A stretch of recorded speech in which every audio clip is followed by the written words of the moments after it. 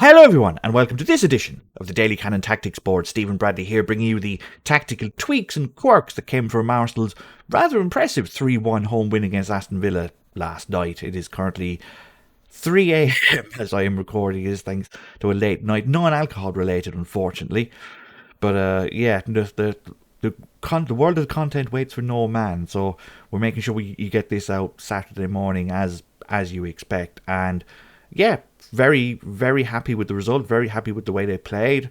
A couple of things that Mikel Arteta might want to implement in the future definitely came out of tonight. I wonder what we'll see when a couple of players come back into the side. Cough, left back, cough. And yeah, we'll go over all of that in a moment. But if you are interested in seeing these videos in your inbox on a regular basis, please feel free to hit the subscribe button. You know, if this content does feel, you do like this content and you did enjoy the video, hit the like button. And if you want these on a regular basis in your inbox, hit the bell to subscribe. It's as simple as that. And what was simple about this game last night was the formation that Mikel Arteta put Arsenal in. It was almost Mike Bassett-esque. If you've ever seen Mike Bassett Football Manager, this is, for all intents and purposes, 4-4-2.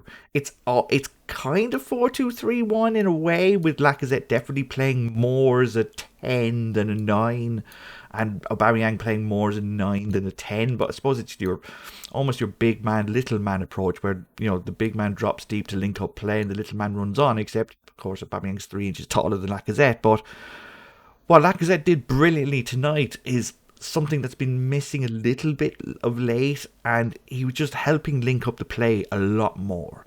He was getting in the way of a lot of passing lanes, and a lot of this was down to the way Arsenal was set up themselves, because for months now, whenever Arsenal had the ball, they've always been in the same shape. And if you're a regular viewer of this, you'll know this by now, that the left back, who's usually Tierney, comes in there. Smith Rowe will be here, Aubameyang will be here, Lacazette will be there, Smith Rowe will be here, Gabriel will shift over, White will play central, Tomiyasu there, and there it is, ladies and gentlemen, 3-2-5. And Aston Villa have been playing this 5-2-1-2 for the best part of a month now, since buying Buendia, because they bought him for 35 million and have no clue what to do with him. It's hilarious. You sell Jack Grealish for 100 million, you buy Danny Ings for 30, which is a little bit of a risk at the safe side. He's a good striker with 30 million. And then Buendia, who I've said many times I would have liked to have seen at Arsenal. I think he's quality, but he's quality here. He's quality when he can cut in from the right and do what he wants. A bit like Saka. Yes, he can play there, and yes, he can play there, but you want Saka there, as he kind of showed tonight.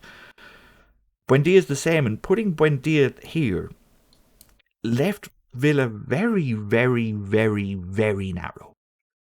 And playing 5-2-1-2 means that, as we've seen with Arsenal, especially on the left with Tierney, Target and Cash have to do a hell of a lot of running to cover all of this space. And if they were expecting Arsenal just to be good old Arsenal, as they've been most of the time this season, and be like this, then they can match up one-on-one quite comfortably and then just press with 3.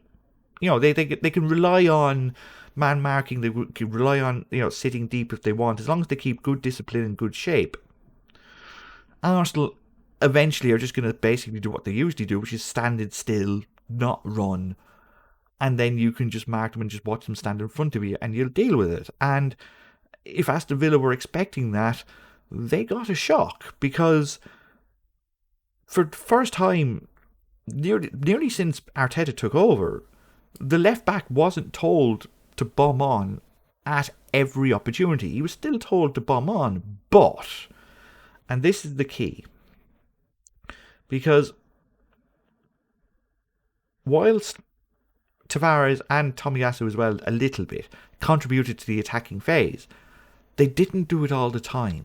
They waited their turn, they took their chance, and as a result, because Tavares wasn't always here, Cash wasn't always here, because Tomiyasu wasn't always here, Target wasn't always here, which meant that As the game started off, Cash and Target started pushing up quite a lot, thinking that there was going to be room to push Arsenal back. But because Tavares is here and Cash is pushing on, suddenly Smith Rowe is there going, sir, I'm free. Can I have the ball, please? And what Arsenal did brilliantly was just exploit space. And they did it all the way up here. They made sure that instead of waiting for Villa to get to the midfield and then pass the ball, they did a great job of pressing with 4. And our good old heat map will show exactly what I mean. So you can see that that's Smith Rowe, basically. That's Smith Rowe there. Going, hi, can I have the ball, please? Yeah, I'm free again and again. And you'll see what I mean with the difference between Tavares not being, all the way up here all the time, which means the fullback has to be here all the time. Because he's more reserved, what it means is that Tavares is getting the ball here. He's getting the ball here as well, but he's getting the ball mostly on the halfway line. Now, as you can see, he's getting into the box quite a lot. But he's doing so not all the time. Monday night. Look at all this. All this here, right? Kieran Tierney. Look where he's getting the ball. Tierney is getting the ball here. Now, again, that forces the fullback back because he has to mark Tierney, which means now Smith Rowe, who should be getting the ball here, is now getting it by himself. And Cash now has to mark Tavares. He now actually actively has to mark him. He has to come back and forward with him because Smith Rowe is now here. And what Tavares was doing brilliantly, and what might prove to be an effective skill later on, was that even if Konsa, Tuanzebe and Mings all shifted over a little bit, Tavares had no compunction at all about going inside on the undercut, never mind the overlap. He was more than happy to go on this with his right foot as well. So now Konsa has to go, which way do I go? So by the time Cash catches up with Smith Rowe, who can also go this way, Tavares now goes that way because Konsa's been drawn inside, and Tavares is now free. And it's little things like that which make that, if Tavares is getting free again and again, you just as a side naturally drift the other way. You want to make sure that, okay, we're going to keep the ball away from this side as much as possible. So they went to target. They literally targeted the target. And Mings and Tuanzebe. And this is where Arsenal caught Villa cold. Because usually Arsenal, we've seen them, when they press, they usually go with 3. Like this. They usually go 4-3-3 and it's something like that. And what Villa were basically relying on was that Target and Cash would always be free. And that, once they could get that, then they could try to get it to McGinn, or maybe Buendia could come here, and they could get out of Arsenal's press pretty handily. Smith Rowe can't cover both Konsa and Cash. So they were hoping that basically Martinez, who's really good as a distributor, and as we saw, is a really good penalty saver as well, that if these 3 pressed up, he would just lob the ball over to Cash, lob the ball over to Target, and then the brakes on. What Arsenal did was say bleep you. What they did was Saka pushed up on Target, and it was almost a 4. And what they did was this.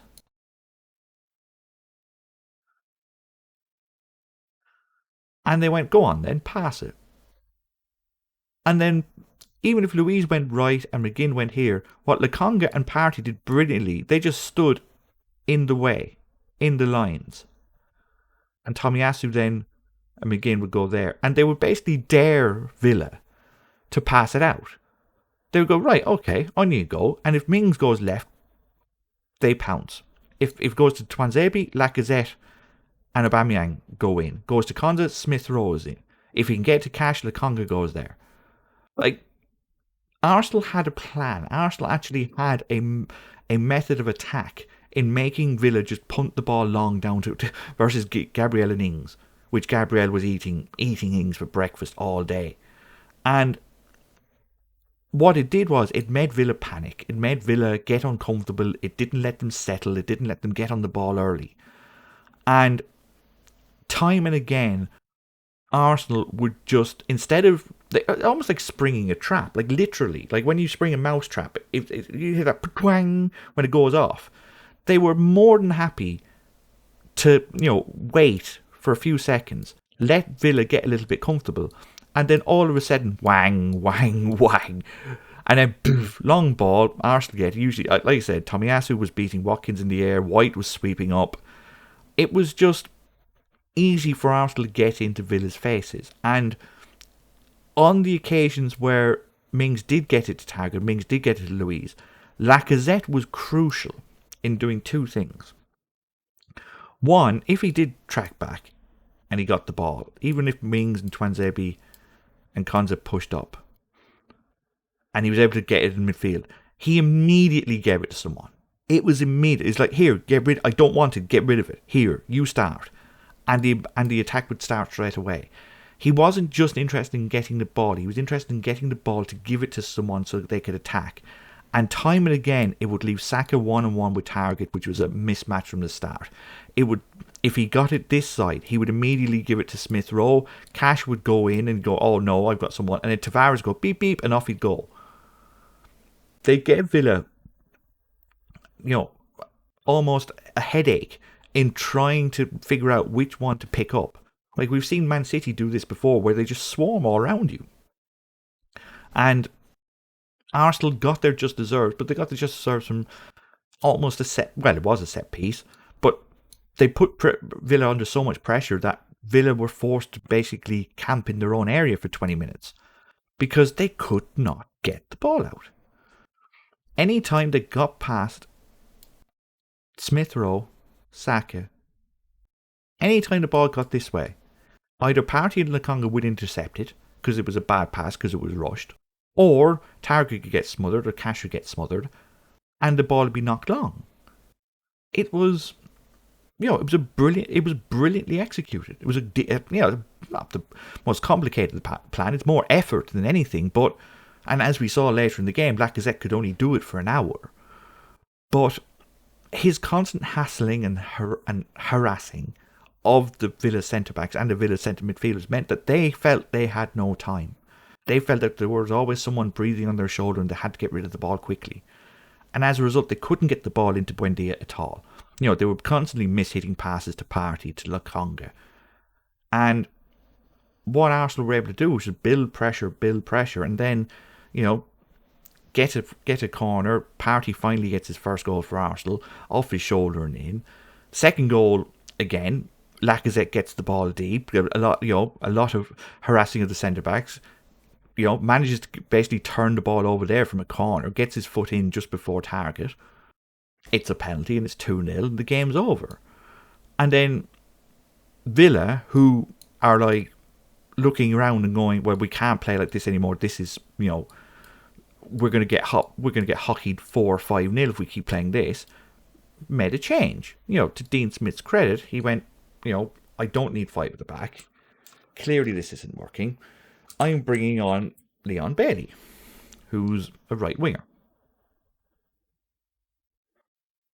Ings was pushed there, Watkins was pushed there, and it's your classic 4-2-3-1. So what did Arsenal do? Just sat in the spaces. Again, Lacazette dropped deep to become a proper number 10. Lokonga and Partey dropped deeper themselves. And they just waited for Aston Villa to overcommit. They took their time, and eventually Cash, again, if we go to Cash's, he was pushing on a lot. And what Smith Rowe was doing was just sitting there, basically waiting. Okay, on you go. McGinn wanted to get forward. Luiz was occupied with both Partey and Saka.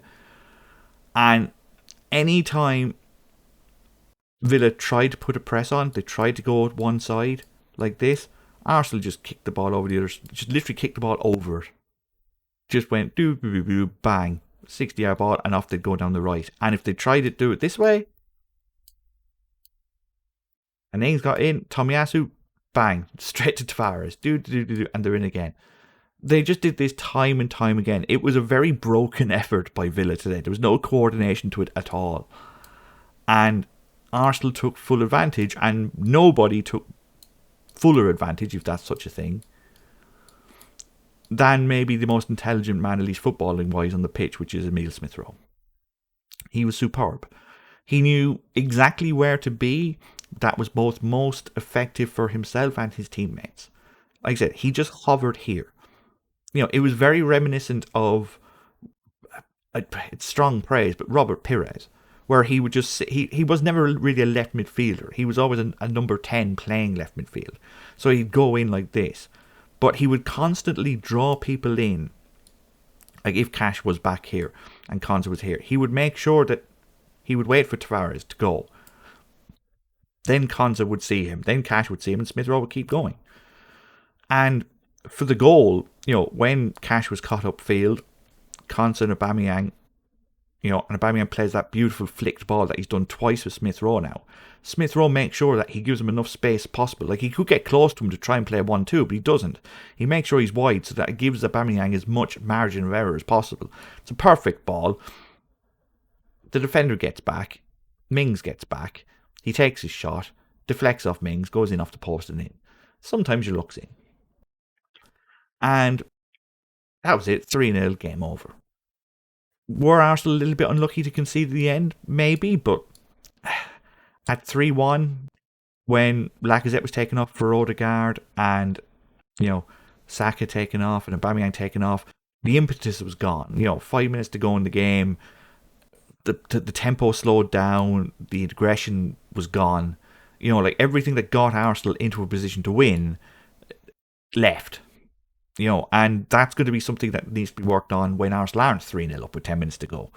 Hopefully there won't be too many times like that. Hopefully we get a few good wins in. But Arsenal did a very good job of exploiting Villa's weaknesses today. And when I said at the start, I wonder what Arteta will take from this long term. What I think he might take long term is the end of just pushing Tierney there as a default, as plan A. Because leaving Smith-Rowe there by himself today and giving him options, trusting him, basically, saying, look, play what's in front of you. I'm not going to, make sure that this pattern is in front of you every single time. I'm not going to make sure that these three are here. I'm not going to make sure that we're always in 3-5. I'm not going to make sure that Tierney's always there. What we're going to do is we're going to mix and match a bit. Saka's going to cut in. Aubameyang's going to go wide. I'm going to leave it to ye. I'm going to leave it to ye to try and figure it out yourselves. Which seems a little, Solskjaer-esque. But give me Aubameyang. There we go. When you've got players of the intelligence of Smith-Rowe, you have to give them space.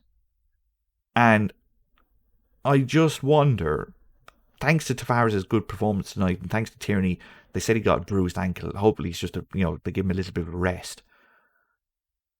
Leeds United on Tuesday night. That's never a dull game. Like, it's one of those situations where seeing your left back contribute from left back while playing as a left back, Arteta's maybe tried to overcomplicate things a touch over the last weeks, and seeing an attacking left back being a force from playing left back and seeing a left midfielder being able to link play and get everyone involved. Maybe that's in the future for Arsenal. Or when Tierney comes back, he'll go to plan A again. It's going to be interesting to see. One more thing. 2.57. Arsenal are going to have to do a little bit better with scoring chances. Like, 2.57 is a lot. 22 shots for 2.57 isn't. Considering that your penalty that was missed by Aubameyang and then scored is 0.79. So you're actually talking 1.7 for 21 shots. That's not great. Maybe I'm nitpicking here, but Bukayo Saka missed what for most world-class players and wingers is a sitter. He does need to improve in his game a bit. Partey hit the crossbar. Arsenal took a lot of shots, and a lot of them were pot shots. So, yes, as you can see, look, 0.79. So, over the next few weeks, Arsenal are going to have to, work on their finishing, getting, taking, full advantage of all these chances, because they're starting to work things out. I think, I hope, and watching them play, the last 20 minutes against Crystal Palace, and then continuing that against Aston Villa this evening, it reminded me a little bit of Tyson Fury getting knocked out in the 12th round against Deontay Wilder in the first fight, and then Fury just at 6, just rising up like the Undertaker, just eyes open and going, oh yeah, and then immediately running towards Wilder, because then he realised he couldn't be hurt. Like, I wonder if Arteta has stumbled into something here, and I wonder whether we'll see this more often than we've saw at the 3-2-5 of previous. If you did enjoy this video, again, feel free to leave a like. If you saw something that I didn't see, or you've got anything to say on the match, feel free to leave a comment down below. The community is bubbling quite nicely. A couple of rather interesting debates over whether Tierney is going to be the future at left back, whether he needed a break. Tonight's game might have proved a few people in the comment section right, quite frankly. And overall, how you saw the game. If you want, if you want to join in, leave a comment. And if you want these videos in your inbox on a regular basis, hit subscribe, hit the little bell, and they'll be there as soon as the game is finished, or at least the morning after. I've been Stephen Bradley, and I'm going to get some sleep. We'll talk to you next time. Cheers.